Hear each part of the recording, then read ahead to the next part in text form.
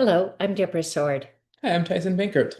Tyson, we were just talking chit chat over tea. We Hmm. each have our That's cup. right. We do. Yeah. Um, we were just talking about the conflict competence of relatability. What does it Mm. mean to be relatable?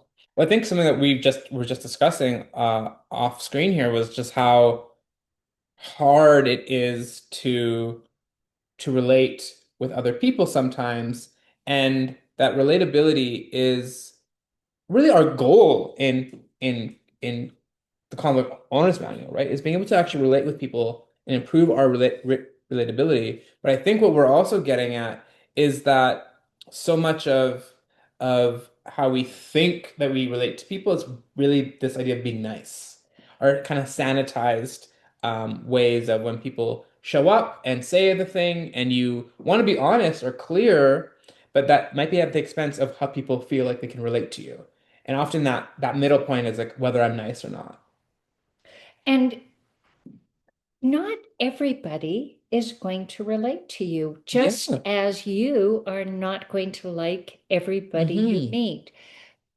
So if you show up as your authentic, honest, vulnerable self and have the hard conversations, that's the conflict competence. So if you are having problems with someone and you do your communication audit of how you are showing up with the Hmm. person Hmm. and ask in an open-minded, open-handed, open-hearted way, Hmm. I'm not seeing that we're relating. What would it take? How how are you showing up for me and how am I showing up for you? Well, there's something that came up though when we were chatting is, do we care to relate? Not with everybody. Not with everyone. And I think that's also a really important thing to kind of check in with ourselves. It's like, is this something I want? Is this person or is this particular, dynamic something that I even want to be a part of?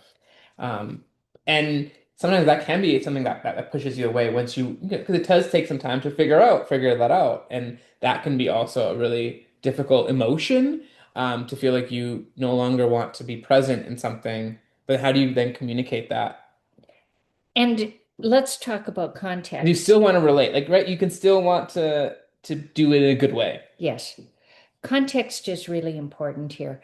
If the person you're not relating Mm. to is your boss or a coworker, or you're in sales and it's a potential Right. client, you have to relate. And then Kind of, yeah. it's a question of your perception of whether or not you're relating and Mm. how do you make that work.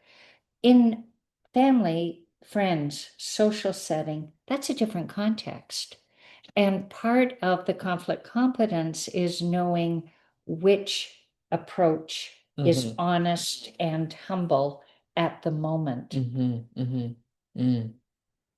You can't afford to have conflict if your safety depends on it, if your well-being or your employment Hmm. or the quality of the relationship.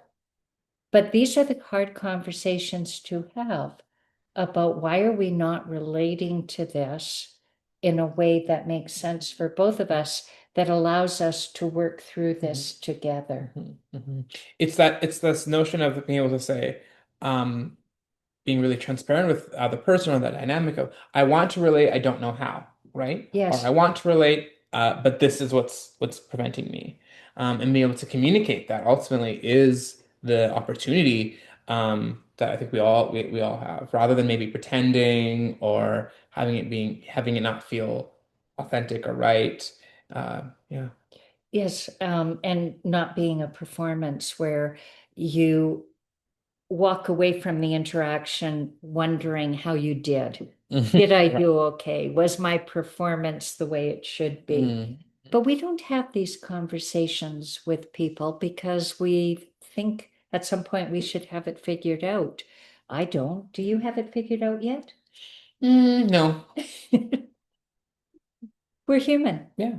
And so I have long since given up trying to pretend that every performance is for me, every relationship is going to be perfect.